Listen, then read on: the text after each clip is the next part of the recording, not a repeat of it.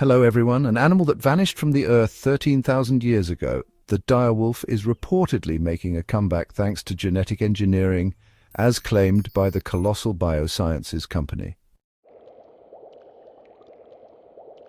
This company also asserts that it plans to resurrect many other well-known extinct species in the future, such as the Tasmanian tiger, which once roamed Australia, the dodo bird, which became extinct in Mauritius in the 1600s, and the woolly mammoth, a large creature related to elephants that disappeared around 4,000 years ago.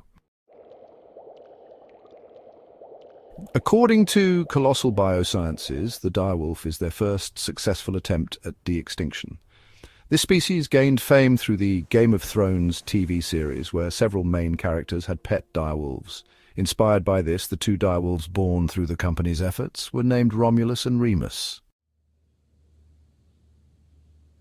This project took place at a confidential location in the United States, and in this video you can see them enjoying the sun in a barn at just 5 months old. These cubs are unaware of their uniqueness, having been born in a time when no other members of their species exist. Alongside them is a female direwolf named Khaleesi. While this all sounds incredible at first, many have raised concerns and challenged the company's claims. Experts argue that these direwolves have not truly been resurrected, rather they are genetically engineered versions of common wolves. So how is this accomplished? In this video we will delve into this topic. The story begins in 1854, when fossils of the direwolf were discovered near the Ohio River in America. In 1858, American scientist Joseph Leidy proposed that this animal should be classified under the Canis genus, leading to its scientific name, Canis dirus, which translates to scary dog. All dog-like species fall under the Canis genus, including dogs and wolves. In 1918, scientist John Merriam studied direwolf fossils in Los Angeles' La Brea tar pits and suggested that this animal was significantly different and should not be classified within the Canis family. However, his assertion was largely dismissed at the time. For the next century, it was widely believed that direwolves were closely related to modern wolves. In 2021, a groundbreaking study published in the journal Nature changed our understanding of direwolves. Detailed fossil analysis revealed that direwolves diverged from other wolf species approximately 5.7 million years ago. This study also indicated that direwolves coexisted with grey wolves and coyotes in North America for a long time without interbreeding. Ultimately, all direwolves went extinct around 13,000 years ago, while grey wolves survived. The reasons for this extinction remain unclear, but it is believed that direwolves hunted larger prey, which eventually became extinct, leading to their own demise. Another theory suggests that their inability to interbreed, unlike grey wolves, hindered their adaptation to changing environments. In terms of size, direwolves were about 25% larger than modern wolves. While Game of Thrones depicted them as being as large as lions, in reality, they were not that massive. However, they did possess longer and wider heads and more powerful jaws. Their fur was light, nearly white, and like modern wolves, they lived in packs, which facilitated hunting. Now let's discuss the concept of de-extinction. De-extinction refers to the process of bringing back species that have gone extinct. There are 3 primary methods for achieving this. The first is backbreeding, where a living relative of an extinct species is selected for breeding over generations to recover lost traits. A real-world example is the quagga project, which aimed to resurrect the quagga, a zebra-like animal that went extinct in 1883 due to hunting. Scientists selectively bred zebras with fewer stripes to recreate the appearance of the quagga over several generations. However, a significant drawback of backbreeding is that while the resulting animal may resemble the extinct species, it may not possess the same genetic makeup. The second method is cloning, which involves creating a precise genetic copy of an extinct animal. This requires healthy cells from the extinct species, which can be challenging to obtain. The first successful cloning occurred in 1996 with Dolly the sheep, and the first de-extinction cloning attempt took place in 2000 with the Bucado goat, which unfortunately died shortly after birth due to health complications. The third method is genetic engineering, considered the most advanced approach. This involves extracting DNA from fossils of extinct animals and comparing it to that of their closest living relatives. Scientists then use DNA editing techniques to modify the genes of the living relative to recreate the extinct species' characteristics. However, challenges arise in obtaining complete and intact DNA from ancient fossils, as well as in making precise genetic alterations.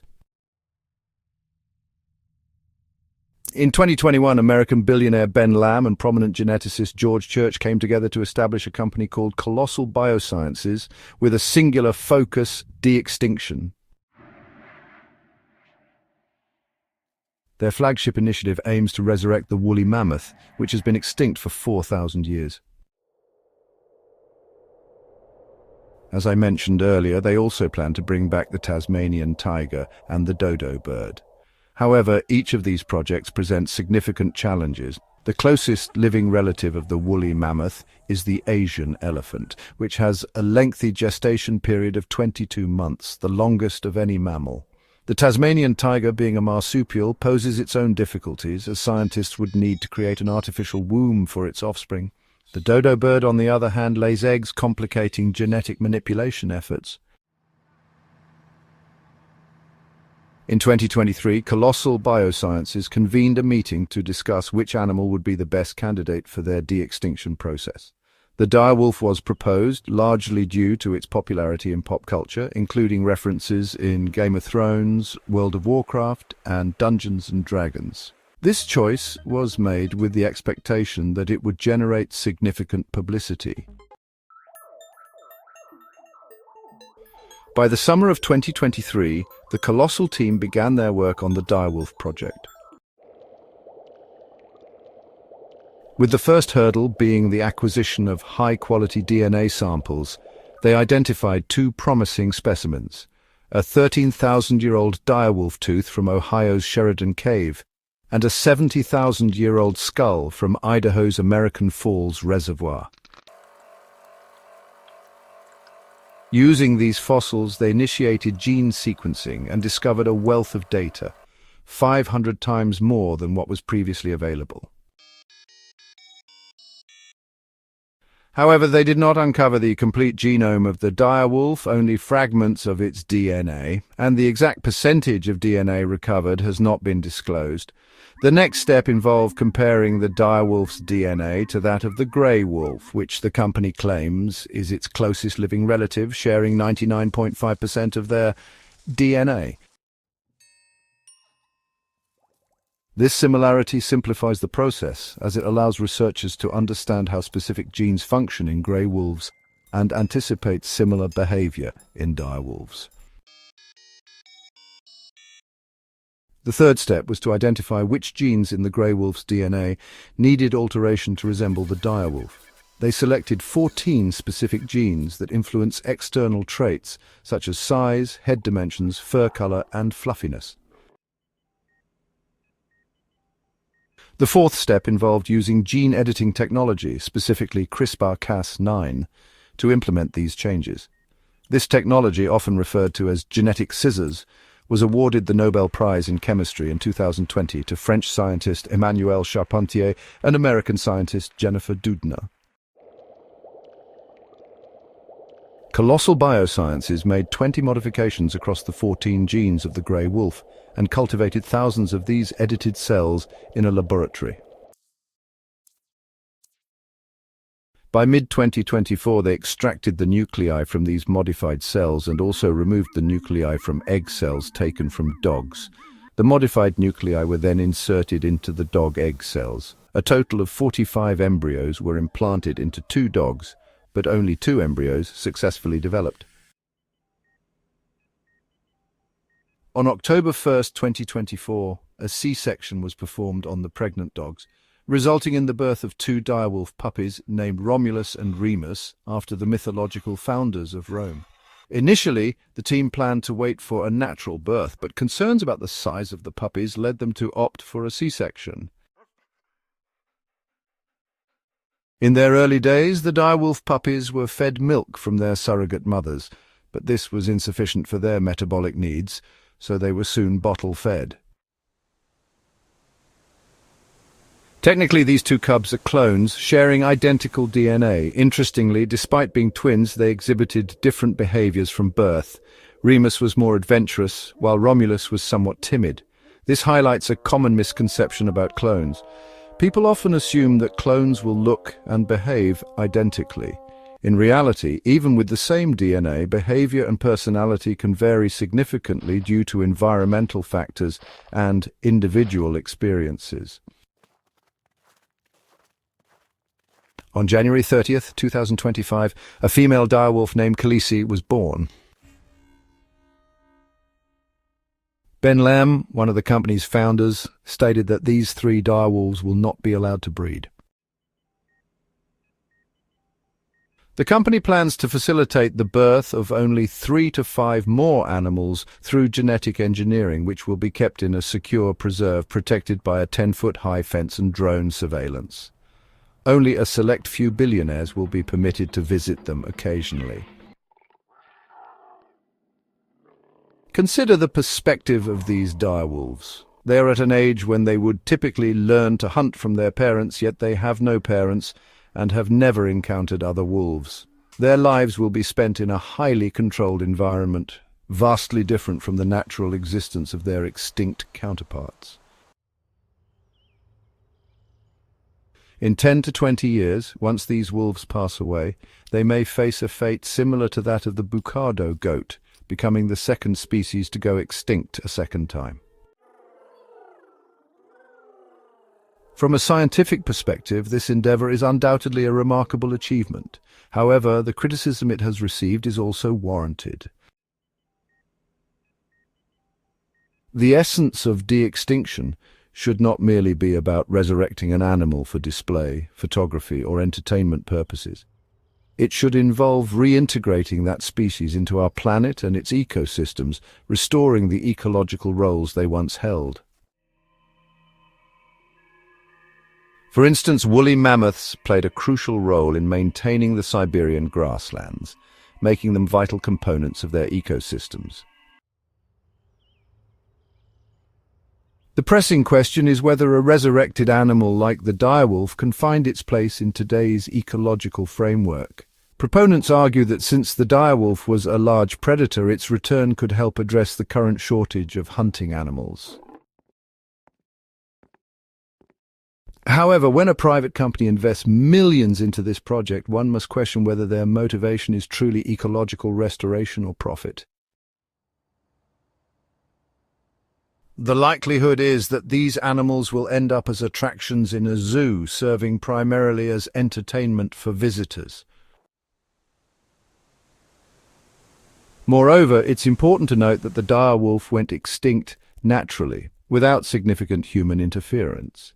Climate change and natural shifts in the ecosystem 10,000 years ago contributed to its extinction. This raises the question, is there a genuine place for the direwolf in today's environment? The prey species that once sustained the direwolf have also disappeared. If these wolves were reintroduced, they might hunt the same animals that grey wolves and other canids currently target, leading to competition for resources. This could potentially result in a repeat of the events that led to the direwolf's original extinction.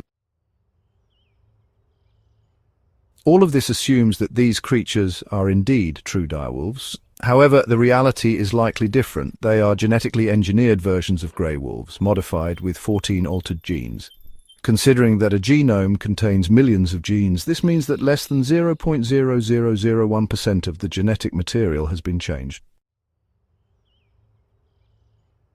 If a grey wolf and a direwolf share 99.5% of their DNA, then the new direwolf will also share only 99.5% of its DNA with the extinct version. To truly resurrect the same extinct species, we would need to understand its entire genome and make thousands of precise alterations.